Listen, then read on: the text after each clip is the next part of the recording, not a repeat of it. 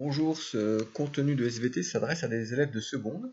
Alors exceptionnellement, on ne va pas présenter ou corriger une activité, mais on va corriger les QCM. Il s'agit de la toute première évaluation en ligne que vous avez faite il y a quelques temps. Donc c'est une nouvelle modalité d'évaluation à distance, c'est QCM sur Pronote qui en déstabilise certains parmi vous. Et c'est pour ça que je voulais revoir ça aujourd'hui, pour vous donner les bonnes réponses, mais aussi quelques conseils méthodologiques pour réussir encore mieux la prochaine fois. CQCM portait sur un chapitre qui est maintenant de l'histoire ancienne qui s'intitule De la fécondation à la puberté. Alors la première chose à faire déjà c'est de trouver où se trouve cette évaluation. Elle est sur Pronote, donc on accède par Pronote via l'ENT, mais ce sont deux plateformes distinctes, donc déjà assurez-vous d'être au bon endroit.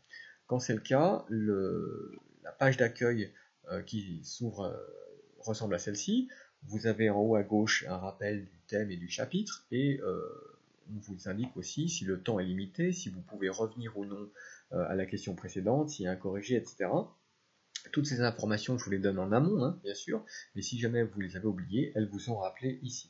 Donc une fois que vous êtes prêt, que votre connexion fonctionne et que vous avez bien le cours en tête, on clique sur ce bouton et le QCM démarre, tout comme le temps. Regardez en haut à droite, vous avez un chronomètre qui n'indique plus que 9 minutes, puisque la 10e est en train de s'écouler, et qui reste visible pendant toute l'évaluation. Alors je zoome un peu pour mieux voir. Le thème ici c'est appareil reproducteur. La question plus précisément, indiquer l'élément qui n'appartient pas à l'appareil reproducteur masculin, et vous avez une série de 4 choix.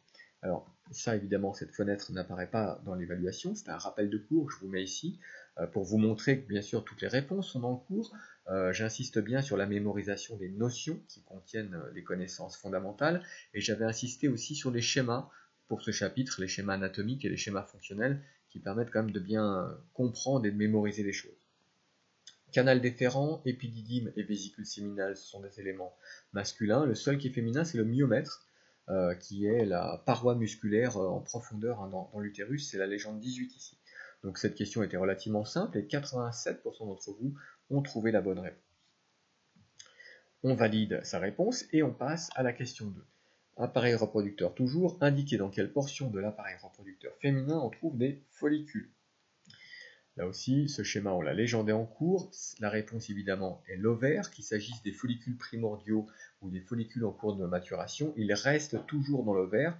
C'est l'ovule qui est expulsé dans la trompe, et rien d'autre.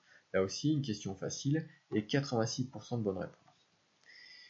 Du chromosome au phénotype sexuel. Choisissez la formule chromosomique normale d'un ovule dans l'espèce humaine. Alors déjà, au collège, vous avez vu que l'espèce humaine contient normalement 46 chromosomes, 23 paires, sauf les cellules reproductrices qui n'en ont que la moitié.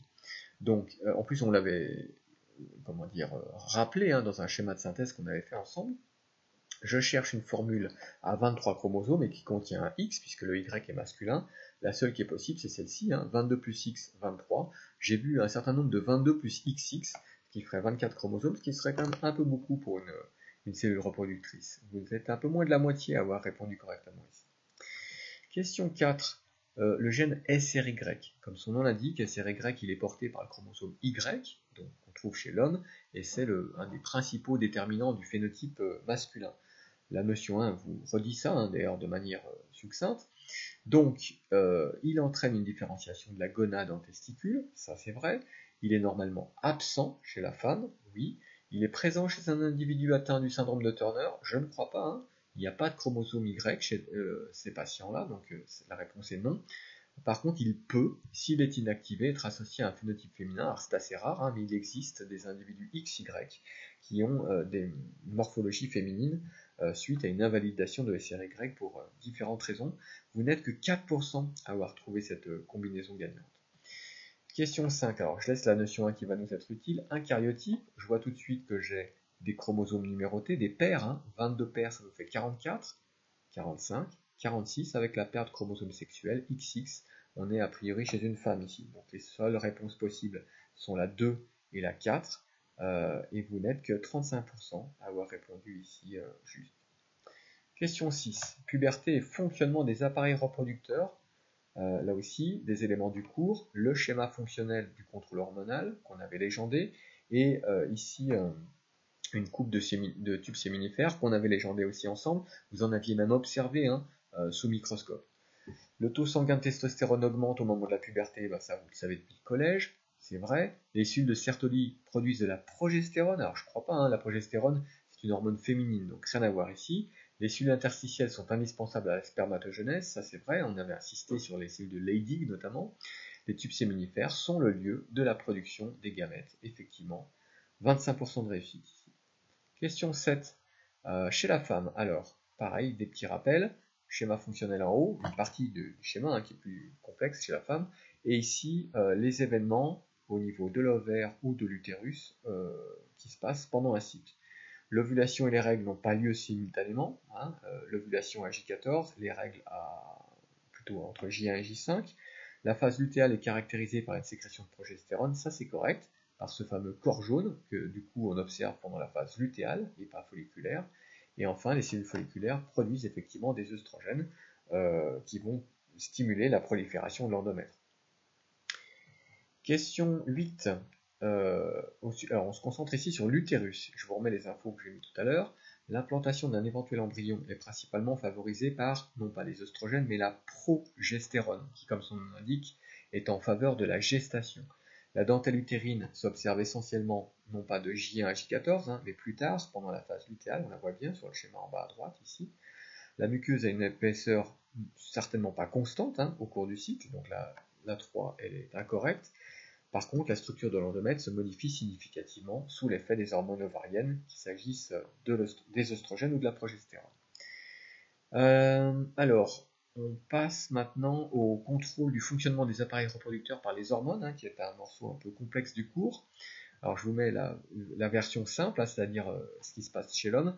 Les hormones sexuelles chez l'homme, c'est la testostérone essentiellement. Du coup, la première proposition est fausse, puisque la testostérone agit aussi sur le complexe hypothalamo-hypophysaire en exerçant un rétrocontrôle négatif. C'est vrai pour les hormones sexuelles féminines aussi. La deuxième est fausse. FSH et LH, ce sont des hormones hypophysaires.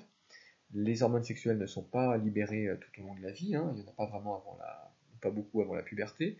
Par contre, elles sont produites par les gonades, testicules chez l'homme ou ovaires chez la femme. Question 10, la GnRH. Alors la GnRH est cette hormone qui est produite par l'hypothalamus et qui agit sur l'hypophyse. Donc les deux propositions ici sont incorrectes. Par contre, ça va stimuler la production de FSH et de LH. Et donc la dernière, elle est bonne. Et le rétrocontrôle positif, non, c'est plutôt l'inverse, c'est plutôt les gonades qui vont exercer un rétrocontrôle et qui le plus souvent d'ailleurs est négatif. Donc la proposition qui est correcte, c'est la dernière. Chez l'homme, alors ça c'est peut-être la question la plus pointue, la plus précise. Je vous avais donné un moyen mnémotechnique, la LH, ça commence par un L, et ça agit sur les cellules de Leydig, qui commencent par un L aussi. Donc LH avec Leydig, FSH avec Sertoli. Du coup, les deux premières sont correctes ici. La testostérone contrôle le complexe hypothalamo-hypophysaire, effectivement, via un rétrocontrôle négatif. Et enfin, les hormones hypophysaires contrôlant les gonades sont les mêmes chez l'homme et chez la femme. C'est toujours FSH et LH. Donc ici, tout est vrai, c'est possible, et vous n'êtes que 10% à avoir fait ce choix audacieux. 12e et dernière question. Chez la femme, le pic de LH sécrété par l'hypophyse déclenche l'ovulation à J14. Oui, c'est correct. La progestérone libérée par l'hypothalamus? Non, je ne lis même pas la fin de la phrase, c'est complètement aberrant. La progestérone, elle est libérée par les ovaires, bien sûr. La FSH favorise la croissance des follicules ovariens, ça c'est bon. Et enfin, les hormones utérines, pareil, il n'y a pas d'hormones dans l'utérus, donc ça sera faux. Voilà, donc au final, vous êtes quand même 73% à m'avoir dit que ce QCM était difficile, donc j'essaierai d'en tenir compte quand même pour la prochaine fois. Et un ou deux d'entre vous se sont même laissés piéger par le temps et ont dépassé le temps imparti. Donc quand vous voyez qu'il y a marqué inférieur à 30 secondes, dépêchez-vous, sinon vous allez être bloqué pour pouvoir rentrer vos dernières réponses. Ça serait dommage. Du coup, l'objectif pour la prochaine fois, clairement, c'est faire mieux. On a une moyenne qui oscille entre 4 et 5,5 sur 12, donc c'est vraiment pas terrible. Travaillez mieux, travaillez peut-être plus, profitez de cette correction, et occasion pour se rattraper très bientôt avec une éval sur le chapitre sexualité, reproduction et plaisir, en espérant que ça se passe mieux. Je vous fais confiance et je vous dis à bientôt.